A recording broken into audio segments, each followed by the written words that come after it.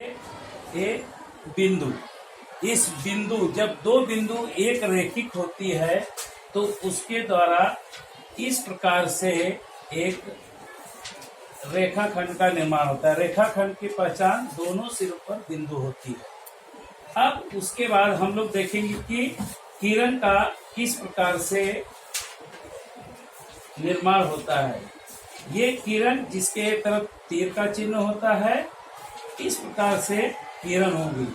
अब इस किरण यहां से यहां तक एक किरण होगा, इसकी विपरीत किरण की प्रक्रिया भी हम आपको बता सकते हैं। इस प्रकार से जब ये किरण आगे की तरफ विपरीत दिशा में जाएगी तब इसकी विपरीत किरण ये हो जाएगी। जब दोनों तरफ तीर का निशान होगा तो ये बनने हुए आकृति को हम रेखा कहते हैं। जब दिए गए कोई भी एक रेखा के समान दूरी पर जब दूसरी रेखा आती है तो उस रेखा को हम समांतर रेखा कहते हैं, जो कि इस प्रकार से वो जाती हुई आपको दिखाई देगी और ये इस प्रकार से इसकी ये समांतर रेखा बन गई।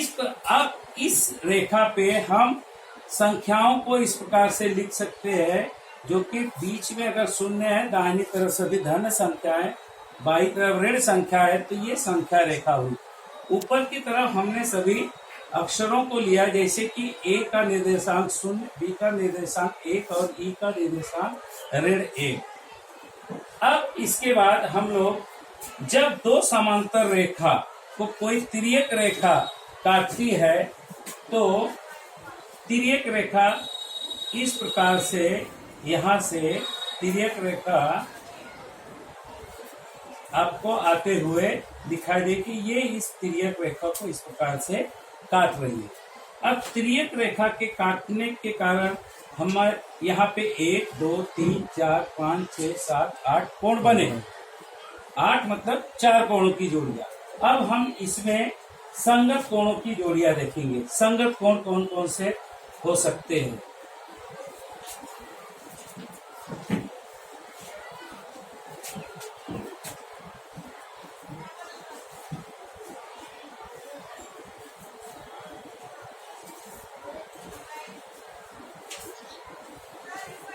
ये संगत कोण, इसका संगत कोण ये होगा, इसका संगत कोण ये होगा। उसी प्रकार से संगत कोणों की अन्य जोड़ियां भी होगी, जो कि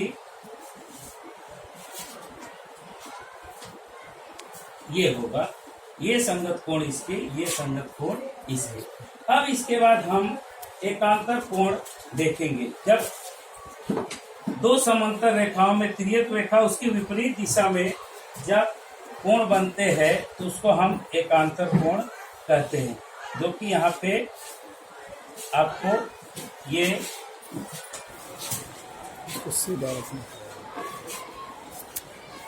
एकांतर कोण इसके बनेंगे। इस प्रकार से एकांतर कोण की जोड़ियां बनती है।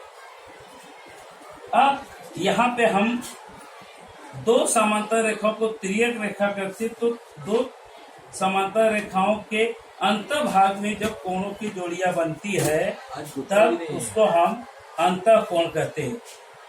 ये और ये अंतःकोण की जोड़ियां है जिनका योगफल 180 अंश होता है। इस प्रकार से और भी अंतःकोणों की जोड़ियां का निर्माण होता है, जो कि ये अंतःकोण इसके इनका भी योगफल 180 अंश है। इस प्रकार से ये जो हमारी संकल्पना है, इसमें बहुत से बच्चे हैं जो कि इसको समझ ही नहीं पाते विपरीत किरण कैसे होती है। दो बिंदु जब एक रेखिक हो तो कैसे है, तो इससे हम लोगों ने इस प्रकल्प के द्वारा हम समझाने का प्रयत्न किया। धन्यवाद।